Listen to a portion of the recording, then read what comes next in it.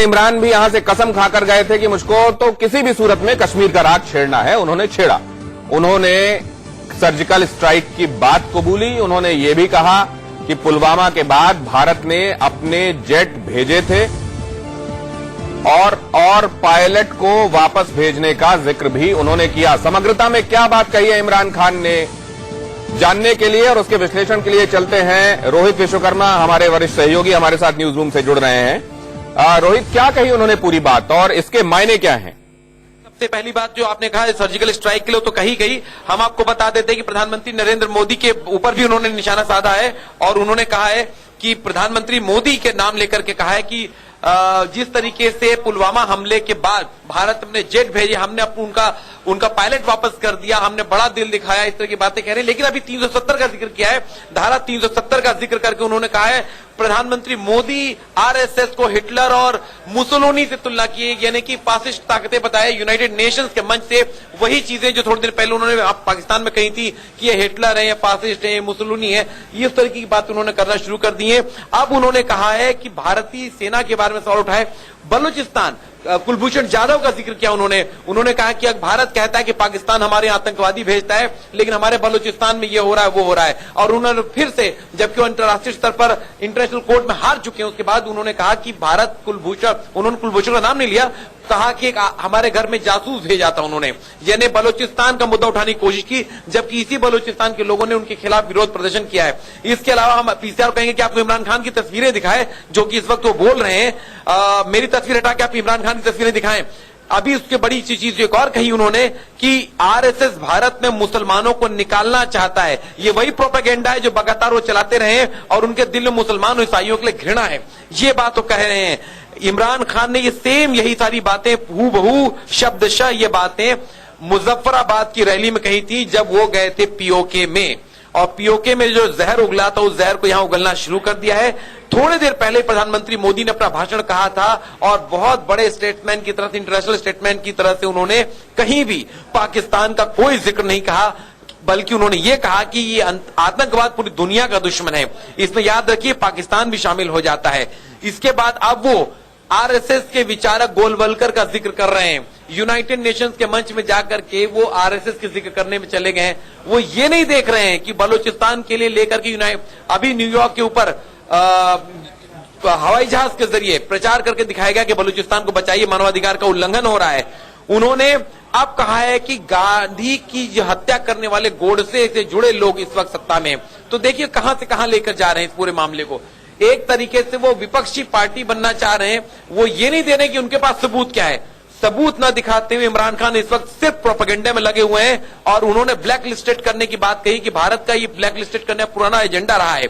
और अब वो कह रहे हैं कि कांग्रेस के होम मिनिस्टर ने कहा था कि आरएसएस आतंकी ट्रेनिंग दे रही है, यानी जिस बात का हम शाम 5 बजे जिक्र कर रहे थे कि इमरान खान के लिए कांग्रेस हथियार बनी है। इमरान खान कांग्रेस पार्टी का जिक्र कर रहा है, इमरान खान ने आरएसएस का जिक्र किया, यानी इमरान के पास अपने खुद का कोई सबूत नहीं है, कोई तथ्य नहीं है। सबसे बड़ी चीज कांग्रेस पार्टी के लिए भी बेहद अपमानजनक रहेगा, क्योंकि कांग्रेस पार्टी का नाम भारत के खिलाफ एक एजेंडे के लिए किया जा रहा है और दुनिया के इतने बड़े अंतर्राष्ट्रीय मंच पर रखा जा रहा है। निश्चित रूप से ये जिसका जिक्र हम लगातार करते रहे हैं कि पाकिस्तान के एक तरीके से पक्ष में यहां कुछ नेता बोल जाने का काम करते हैं और उसको टूल की तरह इस्तेमाल करता है पाकिस्तान। कांग्रेस में भी ऐसे नेता हैं और विपक्षी कुछ और पार्टियां हैं, उनके नेता भी यही काम करते हैं। लेकिन क्या पाकिस्तान के ऐसा कह देने से वहां जिन बातों को असल में वो प्रूव करने, सब्सटेंशिएट करने गया हुआ है, वो होता है क्या रोहित?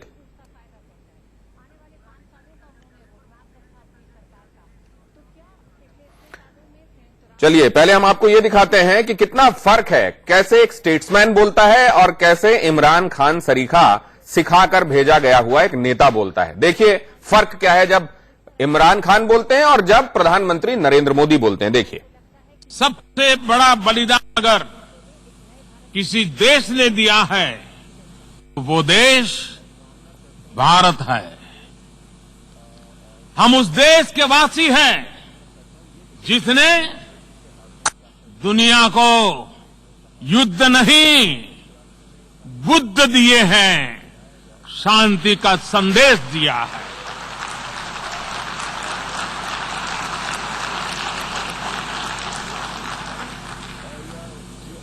और इसलिए हमारी आवाज में आतंक के खिलाफ दुनिया को सतर्क करने की गंभीरता भी है और आक्रोश भी।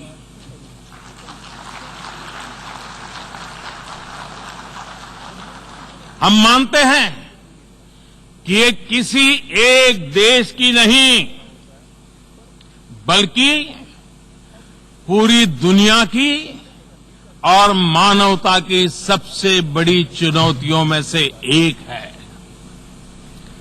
आतंक के नाम पर बटी हुई दुनिया उन सिद्धांतों को ठेस पहुंचाती है जिनके आधार पर यूएन का जन्म हुआ है और इसलिए मानवता की खातिर आतंक के खिलाफ पूरे विश्व का एकमत होना, एकजुट होना मैं अनिवार्य समझता हूं। और जब बोली में, उद्बोधन में यह फर्क होता है तो नीचे असर में भी फर्क होता है। 3 बार तालियां बजी जब प्रधानमंत्री नरेंद्र मोदी बोल रहे थे और इमरान खान बोले तो सन्नाटा था। आज भी हम पूरे भारत को सिंगल यूज प्लास्टिक से मुक्त करने के लिए एक बड़ा अभियान चला रहे हैं। आने वाले 5 वर्षों में हम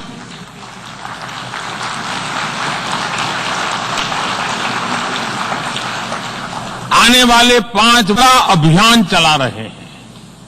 आने वाले 5 वर्षों में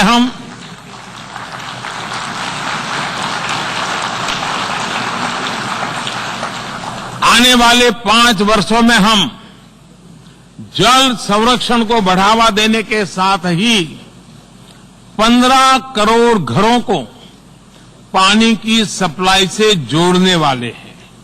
विश्व ने भले ही टीबी से मुक्ति के लिए वर्ष 2030 तक का समय रखा हो, लेकिन हम 2025 तक भारत को टीबी मुक्त करने के लिए काम कर रहे हैं।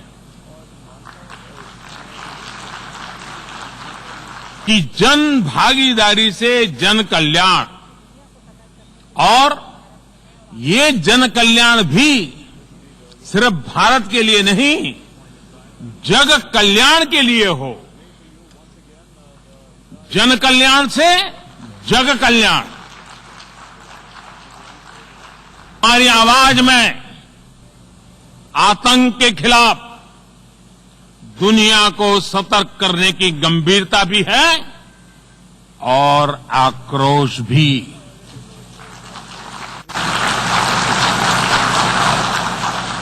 हम उस देश के वासी हैं जिसने दुनिया को युद्ध नहीं, बुद्ध दिए हैं, शांति का संदेश दिया है।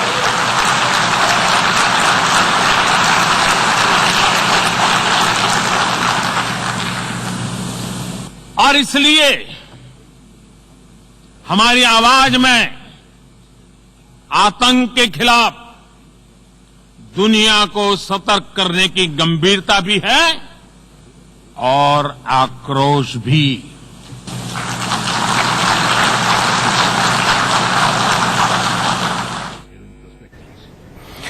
और ये भी कहा गया है कि कर्फ्यू हटेगा तो बड़ी मुश्किल होगी। इमरान खान अपने ही एजेंडे में लगे हुए हैं। देखिए, उन्होंने कहा है कि अगर कर्फ्यू जब हटेगा कश्मीर से, माफ कीजिए, तो उसके बाद ऐसी विस्फोटक स्थिति देखने को मिलेगी जिसके बारे में हम लगातार कहते रहे हैं। खून बहेगा वहां। रोहित विश्वकर्मा और ज्यादा जानकारी दे रहे हैं हमें। जी रोहित।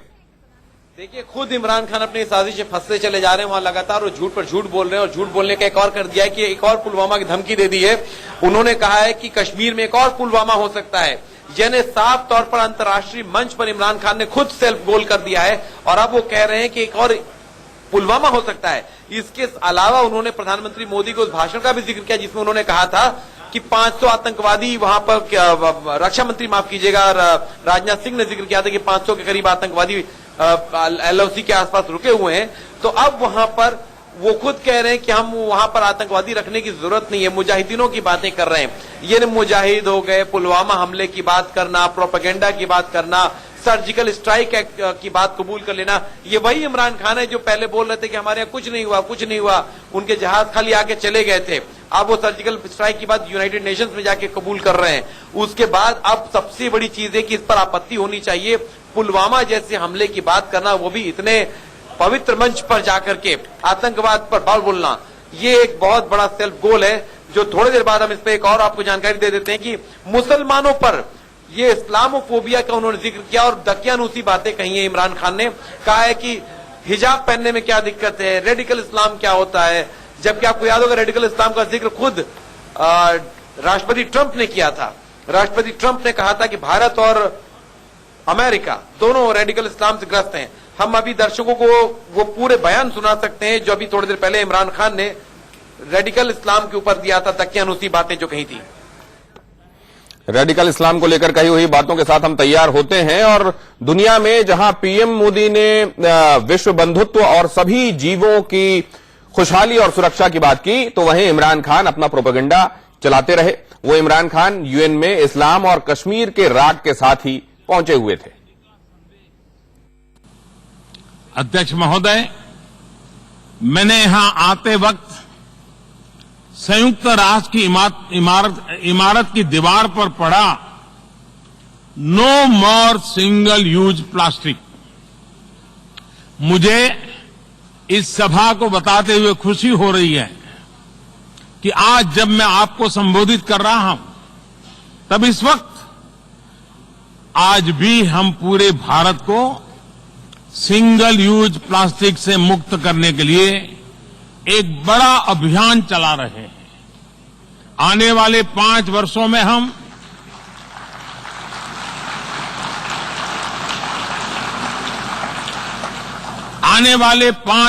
में हम जल संरक्षण को बढ़ावा देने के साथ ही 15 करोड़ घरों को पानी की सप्लाई से जोड़ने वाले हैं।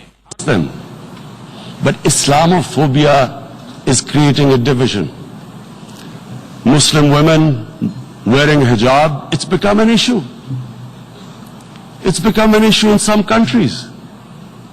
Hijab is some sort of a weapon. A woman can take off her clothes in countries, but she can't put on more clothes. How is this happening? Because of Islamophobia. And how did this Islamophobia start? After 9/11.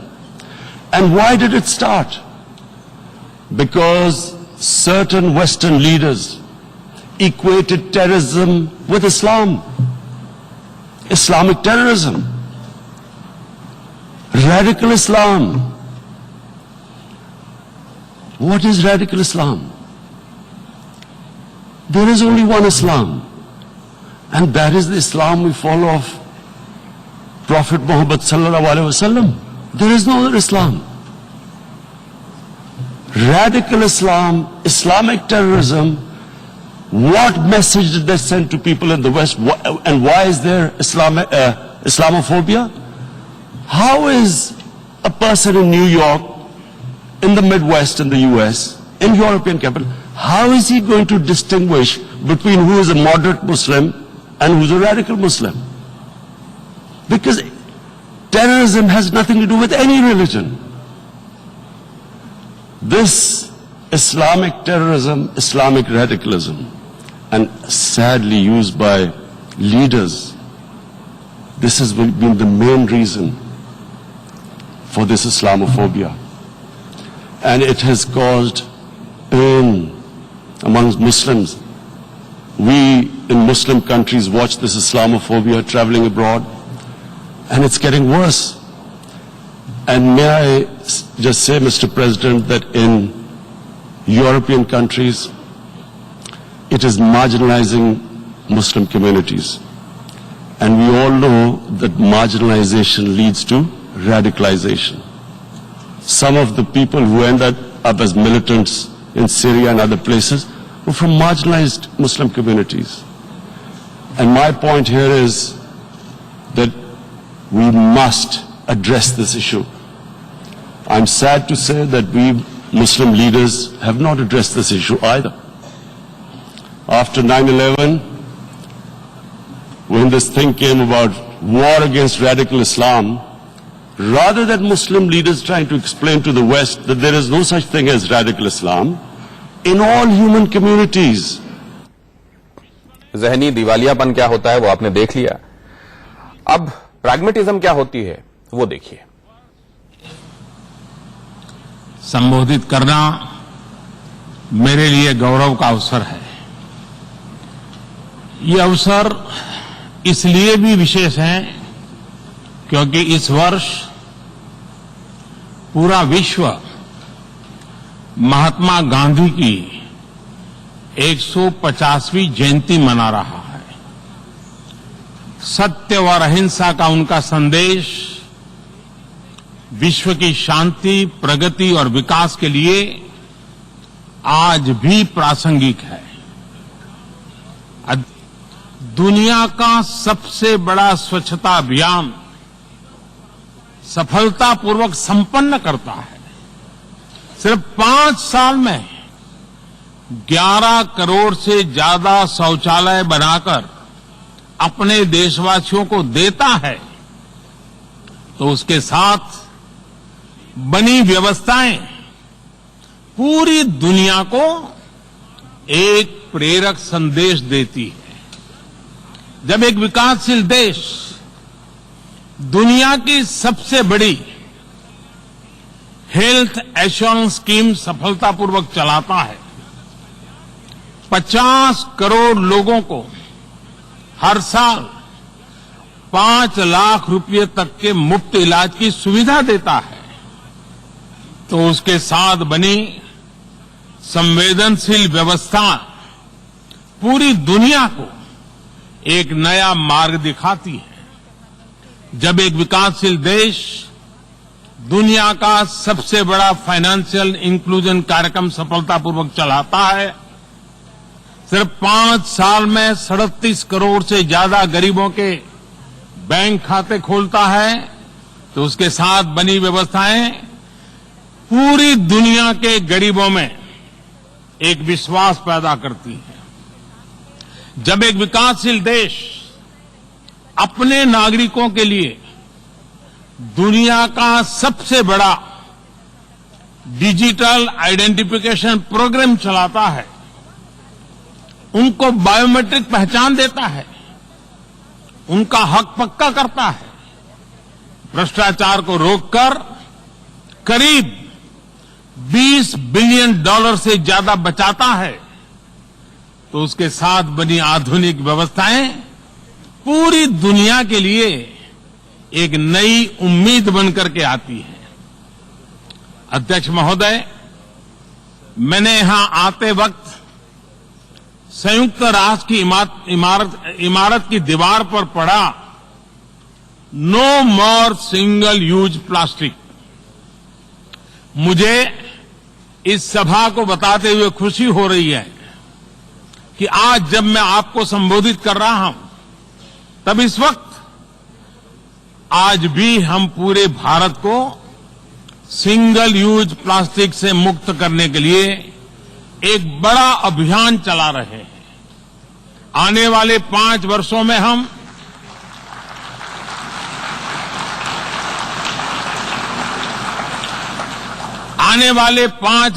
हम जल संरक्षण को बढ़ावा देने के साथ ही 15 करोड़ घरों को पानी की सप्लाई से जोड़ने वाले हैं।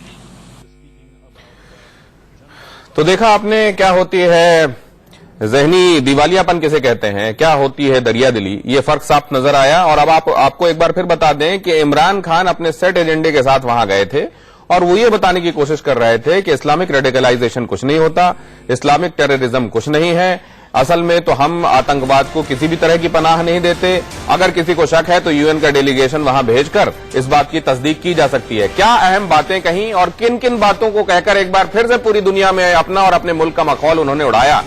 आइए रोहित विश्वकर्मा के पास एक बार फिर चलते हैं और समझते हैं। रोहित, पर दिखाई दे रहा है वो सबसे बड़ी खबर है कि यूनाइटेड नेशंस में इमरान खान ने ब्लैकमेलिंग की है सबसे बड़ी बात कही है कि न्यूक्लियर वॉर यानी परमाणु हमले की धमकी दी है।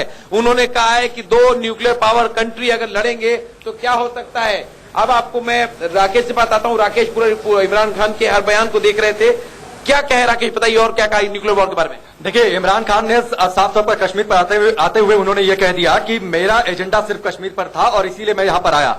दुनिया सोचे कि अगर दो न्यूक्लियर जो वेपन संपन्न जो कंट्रीज हैं वो अगर एक ट्रेडिशनल वॉर में आमने सामने आती हैं तो क्या होगा। हम अपने पड़ोसी से 7 गुना छोटे हैं और ट्रेडिशनल वॉर में खुदा न खास्ता अगर हमारे पास 2 विकल्प बचते हैं कि हमें सरेंडर करने का विकल्प मिलता है या फिर मौत तक लड़ने का विकल्प मिलता है, तो हम मौत तक लड़ने का विकल्प चुनेंगे और उसमें इस युद्ध का असर सीमाओं पार भी होगा।